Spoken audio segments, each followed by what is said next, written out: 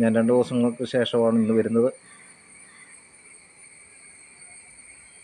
ഞാൻ ഒരു സുപ്രധാന വിഷയത്തെക്കുറിച്ചാണ് ഇന്ന് സംസാരിക്കുന്നത്. നിങ്ങൾക്കെല്ലാം സുപരിചിതമായ ഒരു വിഷയമാണ് കൈക്കൂലി. അതായത് നമ്മുടെ സർക്കാർ ജീവനക്കാരുടെ കൈക്കൂലിയെക്കുറിച്ചാണ് ഞാൻ ഇന്ന് സംസാരിക്കുന്നത്.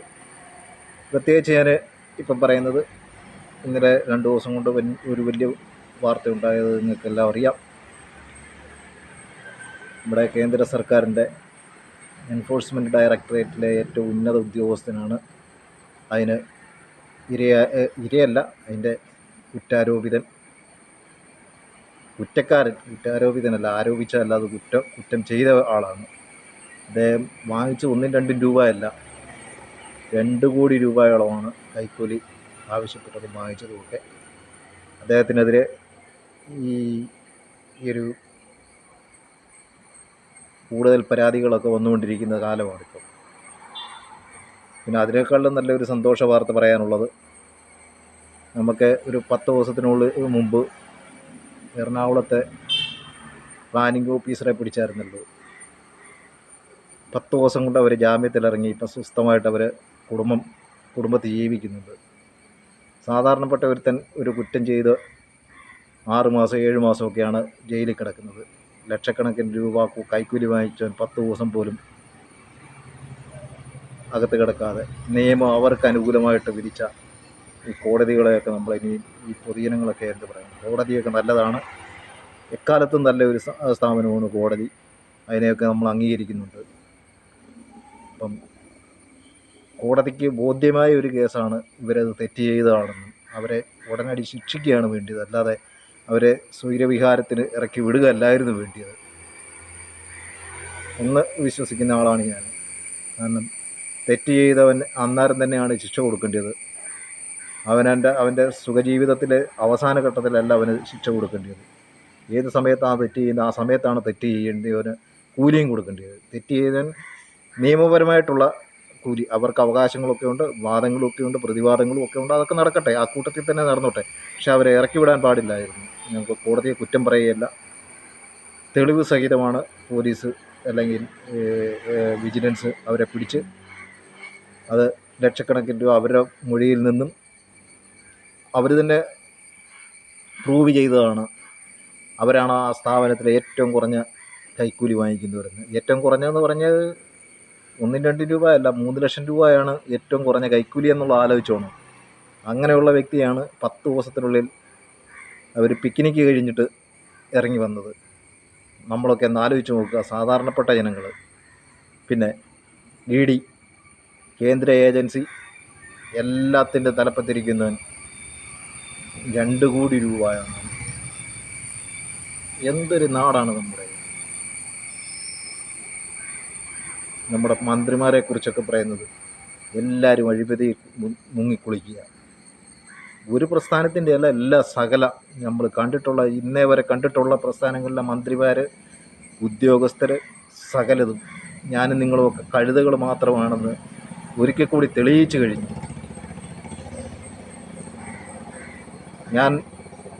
എന്നെ ഭരിക്കാൻ വേണ്ടിയല്ല, എൻ്റെ കാര്യങ്ങൾ അറിയാനും എൻ്റെ കാര്യങ്ങൾ നിവർത്തിക്കാനുമാണ് ഞാൻ ഇവിടുത്തെ ഓരോ ജനപ്രതിനിധികളെ ഉണ്ടാക്കി വിടുന്നത്. എന്നെ ഭരിക്കാൻ വേണ്ടിയല്ല. ആ ബോധം നമ്മൾ പൊതുജനങ്ങളിൽ ഉണ്ടായിരിക്കണം. അതുണ്ടായാലേ ഈ കൈക്കൂലിയും ഈ അഴിമതിയും ഈ നാടിൽ നിന്ന് നീങ്ങിപ്പോവുകയുള്ളൂ. ഒന്നുകൂടെ പറയാം, ഞാൻ ഒരു ജനപ്രതിനിധിയെ അയക്കുന്നത് എന്നെ ഭരിക്കാനല്ല, എൻ്റെ കാര്യങ്ങൾ കൃത്യമായിട്ട് പരിപാലിക്കാനാണ്.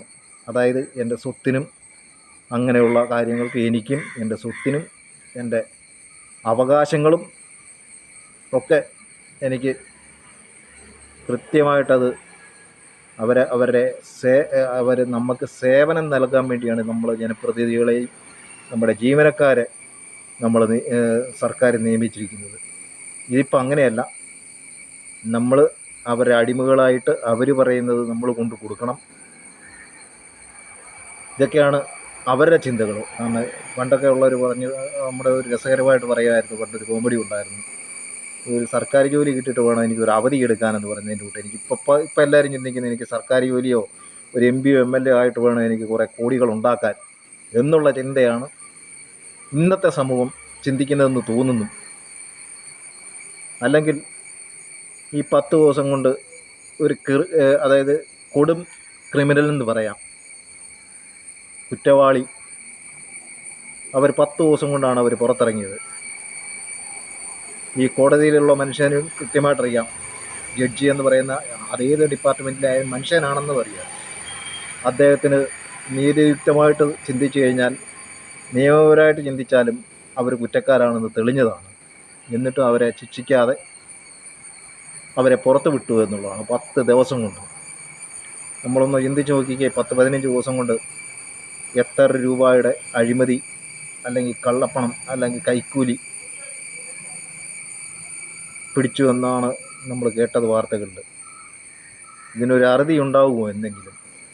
നിങ്ങൾ നിസ്സാരമായിട്ട് ഇതൊന്നും കാണരുത്. കാരണം ഒരു ദിവസം നമ്മുടെ കേരളത്തിൻ്റെ വരുമാനത്തിൻ്റെ 80% കൂടുതൽ കൈക്കൂലിയായിട്ട് ഈ ഉദ്യോഗസ്ഥർ വാങ്ങിക്കുന്നുണ്ട്.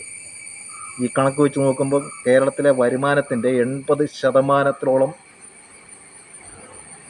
ഇത് സർക്കാർ ജീവനക്കാർ 80%-ഓളം കൈക്കൂലിയായിട്ട് കേരളത്തിൻ്റെ വരുമാനത്തിൻ്റെ 80% ഒന്ന് ആലോചിച്ച് നോക്കിക്കോണം. അത്രയ്ക്കും ഭീമമായ ഒരു തുകയാണ് ഈ സർക്കാർ ജീവനക്കാർ വാങ്ങിക്കുന്നത്, കൈക്കൂലി വാങ്ങിക്കുന്നവർ. എല്ലാവരെയും അല്ല ഞാൻ പറയുന്നത്, കൈക്കൂലി വാങ്ങിക്കുന്ന ജീവനക്കാർ കേരളത്തിൻ്റെ 80%-ഓളം. എനിക്ക് അത് ബോധിപ്പിക്കാനുള്ള കണക്കുകളൊന്നും എൻ്റെ കയ്യിലില്ല, നിരത്താനും ഇല്ല. പിന്നെ ഞാൻ പറയുന്നത്, എൻ്റെ ഈ പരിമിത അറിവ് വെച്ച് ഈ ഒരു ED ഉദ്യോഗസ്ഥൻ വാങ്ങിക്കുന്നത് 2 കോടി രൂപ. ഒരു അതായത് വില്ലേജ് ഓഫീസർ എന്ന് പറയാം, പ്ലാനിങ് ഓഫീസർ, അതായത് എറണാകുളം പോണക്കുള്ള 160-യിലെ ഒരു പ്ലാനിങ് ഓഫീസർ. അവരുടെ ഏറ്റവും കുറഞ്ഞ മാസവരുമാനം അവരുടെ 3 ലക്ഷം രൂപയാണ്. പിന്നെ അവരുടെ ശമ്പളങ്ങൾ 80,000 രൂപ അടുത്തെങ്ങാണം ഏകദേശം കാണും. അവർ 80 അല്ലെങ്കിൽ 60 രൂപയും അടുത്ത് അവരുടെ ശമ്പളവും ബോണസും ഗ്രാറ്റുവിറ്റിയും എല്ലാം കൂടെ ഒരു 80,000 രൂപ 60,000 രൂപയോളം കാണും. അപ്പോൾ ഈ 3 ലക്ഷം രൂപ പ്ലസ് 60,000 3,60,000 രൂപയാണ് ഒരു മാസം അവരുടെ വരുമാനം. ഈ അവസ്ഥയിലാണ് നമ്മുടെ കേരളം മുന്നോട്ട് നീങ്ങുന്നത്. കേരളം എല്ലാം കൊണ്ടും മികച്ച ഒരു സംസ്ഥാനമാണ്. അതുപോലെ തന്നെ പേര് കേട്ട ഒരു സ്ഥലം കൂടിയാണ് കൈക്കൂലിക്ക്. കേരളത്തിലെ ഈ കൈക്കൂലി കുറവായിരുന്നെങ്കിൽ കേരളം ഇതിൻ്റെ 3 ഇരട്ടി വലിപ്പം, അതായത് വികസനത്തിൽ 3 ഇരട്ടി മറ്റ് സംസ്ഥാനങ്ങൾ നമ്മുടെ സംസ്ഥാനത്തോട് കിടപിടിക്കാൻ ഒരുത്തനും കാണത്തില്ലായിരുന്നു. ഈ ഇന്ത്യയിലെ മറ്റൊരു സംസ്ഥാനം പോലും ഈ കൈക്കൂലി വിഷയം ഇത്രയും അതപ്പതിച്ച ഒരു സർക്കാർ ജീവനക്കാരില്ലായിരുന്നുവെങ്കിൽ നമ്മുടെ ഈ നാട് മറ്റേതൊരു സംസ്ഥാനത്തെക്കാളിലും 100 ഇരട്ടി സാമ്പത്തിക ശേഷിയിലും മറ്റെല്ലാ കാര്യത്തിലും ഇപ്പോഴൊന്നാമതാണ്, അതിൻ്റെ 100 ഇരട്ടി മുൻപന്തിയിലായതിന്. നമ്മൾ തന്നെ ഒന്ന് ചിന്തിക്കുക. ഞാനൊരു നല്ലൊരു ബിൽഡിങ് വെക്കണമെന്ന് വരികയും 10 കോടി രൂപയുടെ ഒരു ബിൽഡിങ് വെക്കണമെന്ന് വരികയും ഇവന്മാരുടെ എല്ലാം വായിലടിക്കാൻ ഞാനൊരു 5 കോടി രൂപയെങ്കിലും ഇവന്മാർക്കെല്ലാം കൊടുക്കണം. എന്നാലേ എനിക്ക് എൻ്റെ ആ 10 കോടി രൂപയുടെ പ്രോജക്റ്റ് തീർക്കാൻ പറ്റുള്ളൂ. അതേസമയം എൻ്റെ കയ്യിൽ ആ 10 കോടി രൂപയും എൻ്റെ കയ്യിൽ കിട്ടുകയാണെങ്കിൽ ഞാൻ അതിമനോഹരമായ ഒരു ബിൽഡിംഗ് ഉണ്ടാക്കും. അതാണ് വ്യത്യാസം. ഈ നാടിൻ്റെ സത്യം പറഞ്ഞു കഴിഞ്ഞാൽ ഈ നിയമങ്ങളൊക്കെ മാറ്റിയിട്ട് ഓൺ ദ സ്പോട്ടിൽ പിടിച്ചു കഴിഞ്ഞാൽ ആജീവനാന്ത ഇവനെയൊക്കെ പുറത്ത് വിടാത്ത രീതിയിൽ അതുപോലൊക്കെയുള്ള ശിക്ഷകളാണ് നൽകേണ്ടത്. അതിൻ്റെ കുടുംബം ജീവിതത്തിൽ അവൻ്റെ കുടുംബം ഉള്ളിടത്തോളം കാലം ഞാനായാലും പിടിക്കുന്നവനായാലും പിടിച്ചവനായാലും പിടിക്കാത്തവനായ, അതായത് തെറ്റ് ചെയ്ത് കഴിഞ്ഞാൽ ഇതുപോലുള്ള ക്രിമിനൽ കുറ്റങ്ങൾ ചെയ്യുന്നവരെ, സാധാരണ ഒരു ഹെൽമറ്റ് വെക്കുന്നവനെ ഇവിടുത്തെ വേക്കളന്മാരും പോലീസുകാരും പിടിച്ച അന്നേരം 500 രൂപ അടപ്പിക്കുക. അവരും അത് കൈക്കൂലിയുടെ പുറത്ത് തന്നെയാണ് അത് ചെയ്യുന്നത്. ഇതൊക്കെ എത്ര രൂപ വാങ്ങിയില്ലെന്നും ദൈവത്തിനെ അറിയാം. ഒരു ഓട്ടോറിക്ഷക്കാരൻ അവന് ഒരു ദിവസം കടന്ന് ഓടിക്കഴിഞ്ഞാൽ അവന് 1000 രൂപ കിട്ടും. അവൻ്റെ ഡീസൽ ക്യാഷും കഴിഞ്ഞ് അവൻ്റെ വാടക കാശും കഴിഞ്ഞാൽ പിന്നെ അവന് ചിലപ്പോൾ 300 രൂപ 350 രൂപ ആയിരിക്കും ഒരു ദിവസത്തെ അവൻ്റെ അധ്വാന ഫലം. അതാണ് പിടിച്ചു പറിക്കാൻ നിൽക്കുന്നത് ഈ പോലീസുകാർ. അതിനകത്ത് ക്രിമിനലുകളും തെറ്റുകളും ചെയ്യുന്ന ആൾക്കാരും ഉണ്ട് കേട്ടോ. നമ്മളെല്ലാം കൂടെ പറയണം. പോലീസുകാരെ തന്നെ കുറ്റം പറഞ്ഞിട്ട് കാര്യമില്ല. തെറ്റുകളും ചെയ്യുന്നവരെ നമ്മൾ പിടിക്കുകയും ചെയ്യണം, ശിക്ഷിക്കുകയും ചെയ്യണം. സാധാരണ കണ്ണടച്ച് വിടേണ്ട കേസുകളൊക്കെ ഉണ്ട് ഒരുപാട്.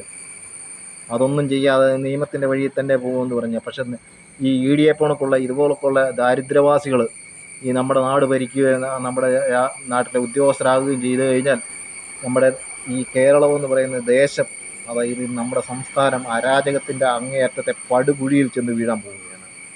കാരണം ഈ സർക്കാർ പറയുന്നത് ഇവന്മാർക്കൊന്നും ശമ്പളം കൊടുക്കാൻ കാശില്ലെന്ന്. ഇവനൊക്കെ എന്തിനാണ് ശമ്പളം കൊടുക്കുന്നത്? 6 മാസം ശമ്പളം കൊടുത്തില്ലെങ്കിൽ ഇവനൊക്കെ കഴിയാനുള്ളത് ഇവന്മാരുണ്ടാക്കുന്നുണ്ട് ഒരു മാസം. കാരണം ആ സ്ത്രീ പറഞ്ഞത്, എറണാകുളത്തെ ആ സ്ത്രീ പറഞ്ഞത്, അവരാണ് ആ ഓഫീസിലെ ഏറ്റവും തീരെ കുറഞ്ഞ കൈക്കൂലി വാങ്ങിക്കുന്നത്. അപ്പം 3 ലക്ഷം രൂപയാണ് ഏറ്റവും തീരെ കുറഞ്ഞ കൈക്കൂലി എന്ന് ആലോചിച്ചോണം. അതിനകത്ത് ഏറ്റവും തീരെ കുറഞ്ഞ കൈക്കൂലി വാങ്ങിക്കുന്ന ആ സ്ത്രീയാണ്. എന്നാൽ അവരുടെ സാക്ഷ്യപ്പെടുത്തൽ. അപ്പോൾ അതിന് ടോപ്പിലോട്ടാണ് ബാക്കിയുള്ളവരെല്ലാവരും ഒന്ന് ആലോചിച്ച് നോക്കണം. ഇതിൻ്റെയൊക്കെ ശമ്പളവും ഇവനൊക്കെ ശമ്പളം കൊടുത്തിട്ടും കാര്യമൊന്നുമില്ല. കാരണം ഇവനൊന്നും പിന്നെ ഇവനൊക്കെ അഹങ്കാരം കാണിക്കുകയും ക്രിമിനലാകുകയും ചെയ്യാതിരിക്കുന്നത് എങ്ങനെയാണ്? അപ്പോൾ നമ്മുടെ പൊതുജനങ്ങൾ കൃത്യമായിട്ട് നമ്മൾ ഇതൊക്കെ ഓർത്തോണം. ഞാൻ എൻ്റെ ജീവിതത്തിൽ ഇന്നേ വരെ കൈക്കൂലി എന്ന് പറയുന്ന ഒരു സാധനം ഞാൻ കൊടുത്തിട്ടില്ല, ഞാൻ കൊടുക്കാൻ ഉദ്ദേശിക്കുന്നുമില്ല. നിങ്ങളും അതുപോലെ ജാഗ്രത പാലിക്കണം. ജാഗ്രതയുള്ള ആൾക്കാരും ജനങ്ങളുമായിരിക്കണം. കാരണം ഞാൻ ഒരു പ്രതിനിധിയെ പറഞ്ഞു വിട്ടിട്ടുണ്ടെങ്കിൽ ആ പ്രതിനിധിക്ക് എൻ്റെ ജീവനും സ്വത്തിനും ഈ സർക്കാർ അതിനുള്ള പ്രൊട്ടക്ഷൻ തരാനുള്ള ബാധ്യത അവർക്കുണ്ട്. പിന്നെ അത് എന്നെ ഭരിക്കാനല്ല ഞാൻ അവരെ പറഞ്ഞു വിട്ടിരിക്കുന്നത്. അവരെൻ്റെ കാര്യങ്ങൾ നോക്കി നടത്താൻ വേണ്ടിയാണ് ഞാൻ അവരെ പറഞ്ഞു വിട്ടിരിക്കുന്നത് എന്നുള്ള ധാരണ അവർക്കും ഉണ്ടായിരിക്കണം. അല്ല എങ്കിൽ ഈ 5 വർഷം അല്ലെങ്കിൽ അടുത്ത 5 വർഷം കഴിയുമ്പോൾ വേറെ ആൾ വരും എന്നുള്ള ചിന്തയും കൂടെ ഉണ്ടായിരിക്കുന്നത് ഏറ്റവും നല്ലതാണ്. ജനപ്രതിനിധി ആയാലും സർക്കാരായാലും 5 വർഷമേ ഉള്ളൂ. ഈ സർക്കാർ ജീവനക്കാരെ സത്യം പറഞ്ഞു കഴിഞ്ഞാൽ ഇവരെയൊക്കെ ഈ 12, 20, 22 വർഷമൊന്നും ഇവർക്കൊന്നും ജീവിതത്തിൽ കൊടുക്കേണ്ട കാര്യമൊന്നുമില്ല. ഒരു 4 കൊല്ലം 5 കൊല്ലത്തിൽ കൂടുതലൊന്നും ഒരുത്തനും സർക്കാർ ജോലി കൊടുക്കേണ്ട കാര്യമില്ല. കാരണം ഇവനൊക്കെ ശമ്പളവും കിമ്പളവും ലക്ഷങ്ങളും കോടികളുമാണ് വാങ്ങിക്കുന്നത്. അടുത്തവനും വാങ്ങിക്കിട്ടുന്നത് ഇങ്ങനെയാണെങ്കിൽ അവൻ്റെ 18-ാമത്തെ വയസ്സിലോ അല്ലെങ്കിൽ 21-ാമത്തെ വയസ്സിൽ അവൻ ഒരു സർവീസിൽ കയറി കഴിഞ്ഞാൽ 55-60 വയസ്സ് വരെ അവൻ്റെ അങ്ങേ അറ്റം വരെ അവൻ തുടക്കത്തിൽ നിന്ന് അങ്ങേ അറ്റം വരെ അവൻ്റെ ജീവിത അവസാനം വരെ അവൻ കൈക്കൂലി വാങ്ങിച്ചുകൊണ്ടിരിക്കുന്നവനാണ്. അവനൊക്കെ 5 വർഷത്തെ ജോലി കൈക്കൂലി വാങ്ങിച്ചാൽ മതി. അങ്ങനെയാ നിർബന്ധമെങ്കിൽ 5 വർഷത്തെ ജോലി കൊടുത്താൽ മതി എന്ന്. എല്ലാവരും 5 വർഷത്തെ സർക്കാർ സർവീസിൽ കൊടുത്താൽ മതി. കാരണം അടുത്ത സർക്കാർ 5 വർഷം കഴിയുമ്പം വരും. അന്നേരം അവരെ ഇഷ്ടമുള്ളവർക്ക് കൈക്കൂലി വാങ്ങിക്കുക. ഇവർക്കൊന്നും ശമ്പളമൊന്നും കൊടുക്കേണ്ട കാര്യമൊന്നുമില്ല. അവർ ശമ്പളം അവർ കണ്ടെത്തിക്കോളും. അല്ല എങ്കിൽ മാന്യമായിട്ട് ഈ സർക്കാർ ജീവനക്കാരെ ഈ സർക്കാർ നിലയ്ക്ക് നിർത്തണം. ഞാൻ ഇത്രയും എൻ്റെ രോക്ഷം കൊണ്ടാണ് ഞാൻ ഇതൊക്കെ പറയുന്നത്. കാരണം ഇതൊക്കെ കേട്ട് കഴിയുമ്പോൾ നമ്മൾ തല പൊട്ടിപ്പോകുന്ന ബുദ്ധിമുട്ടും പ്രയാസവും വരുന്നത്. കാരണം കൈക്കൂലി വാങ്ങിക്കുന്നത്, ഞാനൊക്കെ ഒരു നേരത്തെ ആഹാരം വാങ്ങിക്കാൻ, 1 കിലോ അരി വാങ്ങിക്കാൻ ചിലപ്പം ബുദ്ധിമുട്ടുന്നതും പാടുപെടുന്നതും നമുക്കേ അറിയത്തുള്ളൂ. ഇന്നെനിക്ക് ജോലിയില്ല എങ്കിൽ എനിക്ക് ഇന്ന് 1 കിലോ അരി വാങ്ങിക്കാൻ പറ്റാത്ത ഒരു സ്റ്റേജാണ്. ആ സ്റ്റേജിൽ ഇരിക്കുന്ന ഞാനാണ് നിങ്ങളോടിപ്പം സംസാരിക്കുന്നത്. ഇത്ര അഴിമതി നിറഞ്ഞ ഈ നാട്ടിലെ ജീവിതം നമുക്ക് ദുസ്സഹമായിരിക്കുകയാണ്. ഈ സർക്കാർ ജീവനക്കാരെയൊക്കെ പറഞ്ഞു വിടേണ്ട കാര്യങ്ങൾ കഴിഞ്ഞു. ഇവരെയൊക്കെ അതായത് അഴിക്കുള്ളിലാക്കേണ്ട സമയങ്ങൾ അതിക്രമിച്ച് കഴിഞ്ഞതാണ്. അതിക്രമിച്ചെന്ന് പറഞ്ഞു കഴിഞ്ഞാൽ അങ്ങേ അറ്റത്തെ അപ്പുറത്തും കഴിഞ്ഞതാണ്. ഇപ്പം ഞാൻ ഇത്രയൊക്കെ ഈ ചെറിയൊരു വീഡിയോ, ഒരു 15 മിനിറ്റിൻ്റെ വീഡിയോ ആണ്. നിങ്ങൾ ഇത് കേൾക്കണം, നിങ്ങൾ എൻ്റെ വീഡിയോ കാണുകയും വേണം, ഇത് സബ്സ്ക്രൈബ് ചെയ്യണം, നിങ്ങൾ ചിന്തിക്കണം, ആലോചിക്കണം. നാം ഒന്നാണ്, നമുക്ക് നമ്മുടെ നാട് വേണം എന്നുള്ള ചിന്ത നമുക്ക് തന്നെ ഉണ്ടായാലേ നമ്മുടെ നാട് മുന്നോട്ട് പോവുകയുള്ളൂ. അതുകൊണ്ട് സർക്കാർ ജീവനക്കാരെ കൈക്കൂലി ചോദിച്ചു കഴിഞ്ഞാൽ അറിയിക്കേണ്ട സ്ഥലങ്ങളിൽ കൃത്യതയോടുകൂടി അത് അറിയിപ്പിക്കണം. ജാഗ്രത പാലിക്കുക. കൈക്കൂലിക്കെതിരെ നമ്മൾ ഒരു സ്കാം തന്നെ ഉണ്ടാക്കണം. എന്നാലേ നമ്മുടെ നാട് ഇനിയും പുരോഗമനത്തേക്ക് വരികയുള്ളൂ. തീർച്ചയായിട്ടും എൻ്റെ അറിവിൽ വരുന്ന കൈക്കൂലി കേസുകളൊക്കെ ഞാൻ പുറത്തു കൊണ്ടുവരും. നിങ്ങൾക്ക് എൻ്റെ നന്ദി അറിയിക്കുന്നു. Thank you. എൻ്റെ ചാനൽ സബ്സ്ക്രൈബ് ചെയ്യുക. എന്നെ പ്രോത്സാഹിപ്പിക്കുക.